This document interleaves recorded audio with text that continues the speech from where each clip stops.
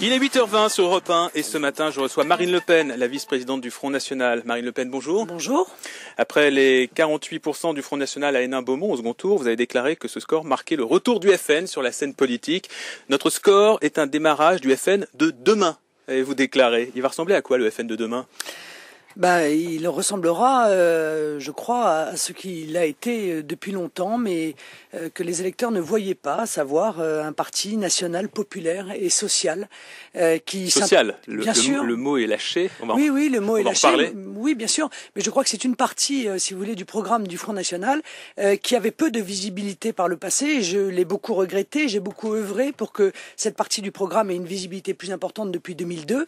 Je crois avec une certaine réussite, comme le démontre le résultat d'Hénin-Beaumont. Donc on parle moins d'immigration, on parle moins de sécurité, mais donc davantage des problèmes sociaux.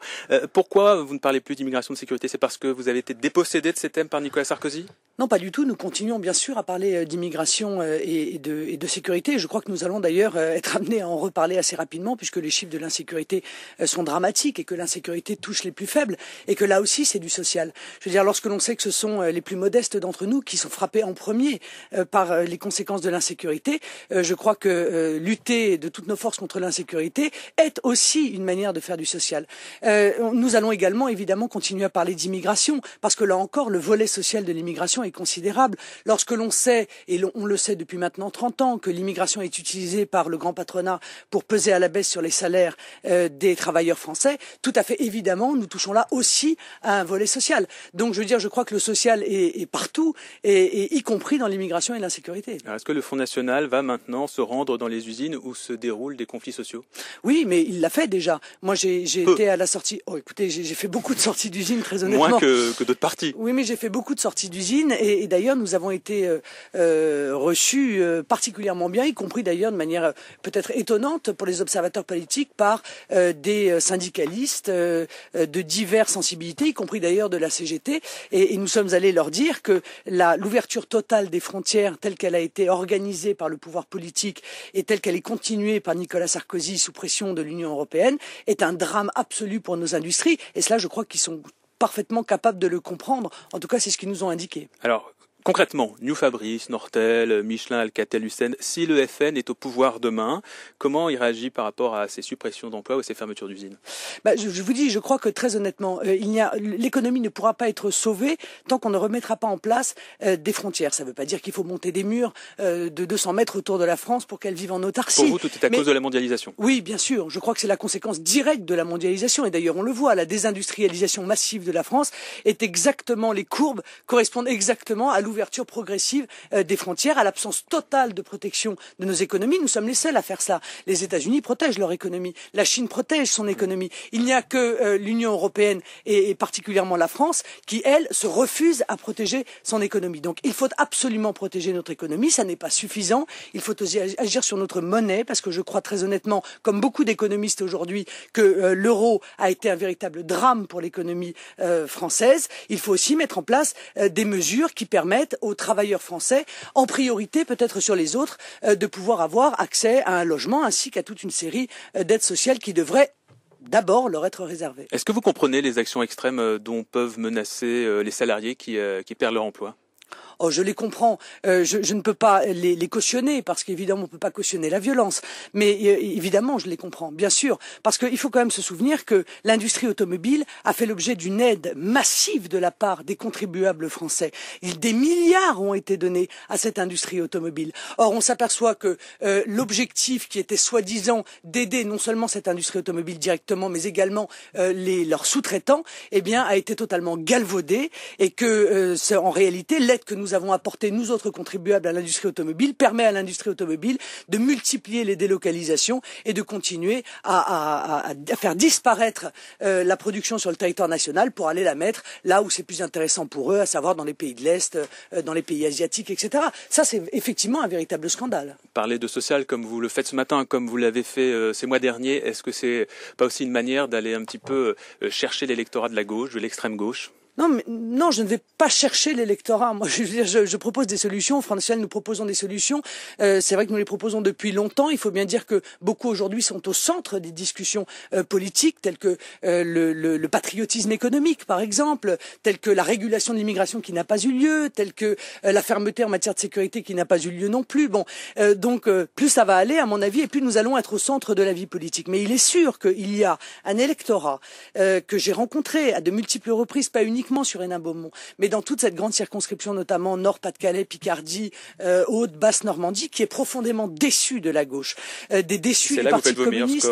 Oui, des déçus du Parti communisme, des déçus du Parti socialisme, qui s'aperçoivent que ces partis ne sont plus... Vous adaptez votre discours à ces régions-là? Non, je n'adapte pas mon discours à ces régions-là, mais il est sûr que le discours qui est le mien depuis 2002 a un écho dans ces régions-là, parce que, encore une fois, ce sont des terres historiquement pour partis de gauche et qui sont profondément déçus. Ils s'aperçoivent que le Parti communiste et le Parti socialiste sont devenus des partis de défenseurs des nantis, des élites et plus du tout du peuple et des travailleurs. Dans l'actualité, la réforme du statut de la Poste, le texte était étudié hier en Conseil des ministres.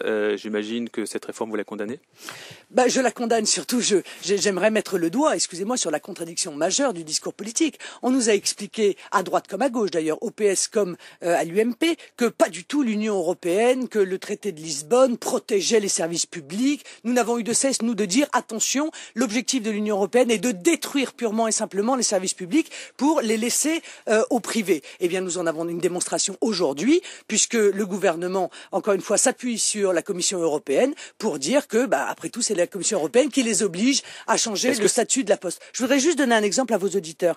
Lorsque il y a eu une autre poste en Europe qui a été totalement privatisée, c'est celle de l'Espagne. Il y a quelques années, eh bien, il n'a fallu que quelques mois pour que la Poste européenne espagnole, Correos, refuse aujourd'hui d'aller porter le courrier à des habitations qui sont à plus de 200 mètres d'une voie principale. Donc vous dites que c'est ce qui va arriver en France? Bien sûr. Ça veut dire que vous irez manifester avec les socialistes, avec les syndicats à la rentrée? Sur cette question précise? Je crois Est-ce que vous pourrez être dans le même cortège un jour? Il faudrait encore que le Parti socialiste et les autres puissent avoir assez d'ouverture d'esprit pour accepter. Vous aimeriez être à leur côté? Manifester, oui, je crois qu'honnêtement, il y a d'autres actions. Non, je n'ai pas particulièrement envie d'être aux côtés de ceux dont je considère, figurez-vous, qu'ils sont les grands responsables de cette situation et qu'ils ont participé par leur hypocrisie à mener les services publics là où ils sont aujourd'hui. Le redécoupage électoral, pour vous, ça va pas changer grand-chose? Ah si, oui, bien sûr. Vous pensez bien que M. Marlex a regardé la circonscription électorale de Marine Le Pen. Elle a vu que Marine Le Pen est arrivée en tête aux européennes dans sa circonscription législative. Il a donc modifié la circonscription législative. Pas spécialement pour moi. Vous savez, à Béthune, ils ont aussi arrangé leur circonscription pour permettre à l'UMP d'avoir une circonscription absolument sûre. Ils ont retiré 2 cantons de gauche à Béthune. Ils ont rajouté un canton de droite, figurez-vous. Vous, ce que vous demandez depuis des années, c'est la proportionnelle. Exactement. Donc le découpage, ça change rien. Voilà, je crois qu'au-delà... Oui, mais pour vous, contrairement au Parti socialiste, ça ne va pas changer votre nombre d'élus. Non, mais il est tout à fait vrai que la vraie grande question et la vraie grande trahison de Nicolas Sarkozy, puisqu'il s'était engagé sur la proportionnelle, c'est justement d'instaurer la proportionnelle. Le PS et l'UMP aujourd'hui représentent moins de 50% du corps électoral français. Il y a donc lieu évidemment de redonner la parole au peuple français, et pour cela, il n'y a que la proportionnelle qui vaille. Et je crois que le refus de mettre en place cette proportionnelle est un véritable scandale démocratique dans notre pays. Deux questions encore, il nous reste 2 minutes, il faut faire très vite. La taxe carbone, pour ou contre? Contre. Je trouve ça absolument scandaleux.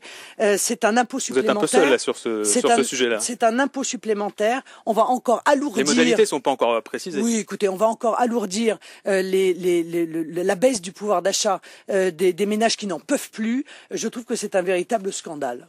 Donc comment on fait pour essayer quand même de défendre l'environnement, pour essayer de développer les énergies propres? Écoutez, c'est quand même étonnant parce que on impose les contribuables français pour qu'ils fassent attention à l'environnement, mais en revanche on débloque 100 millions pour donner au ministère qui ferait un effort en matière d'écologie un petit bonus. Si on pouvait peut-être faire l'inverse, on pourrait peut-être donner un petit bonus aux Français qui font un effort, aux particuliers ou aux entreprises qui font un effort, et puis retirer de l'argent au ministère qui se comporte mal. Voilà. Toute la différence, je crois, est résumée dans cette situation. Un mot sur les finances du Front National. Toujours 8 millions de dettes? 6? 7? Vous êtes à combien aujourd'hui? Oui, toujours, oui. Non, on a une dette qui est importante. On est toujours dans le cadre d'une procédure de vente. Le paquebot doit être vendu aux enchères à la rentrée? De vente de notre paquebot, mais nous avons... Ça vous embête, ça, quand même, ces dettes? Ça vous empêche de développer une stratégie de communication, etc. Évidemment.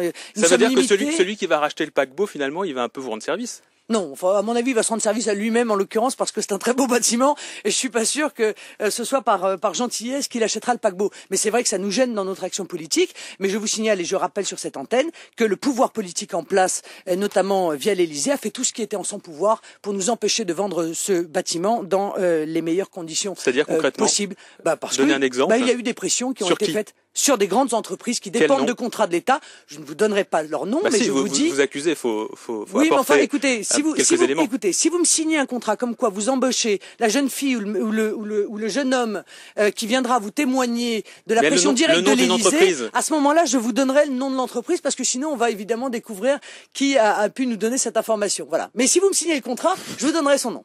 Merci Marine Le Pen. Je ne voudrais pas mettre quelqu'un de plus au chômage. Il y en a déjà assez en France. Merci Marine Le Pen d'avoir été avec nous sur Europe 1 ce matin. Très bonne journée. Vous écoutez Europe 1, il est 8h30. 7h, 9h30.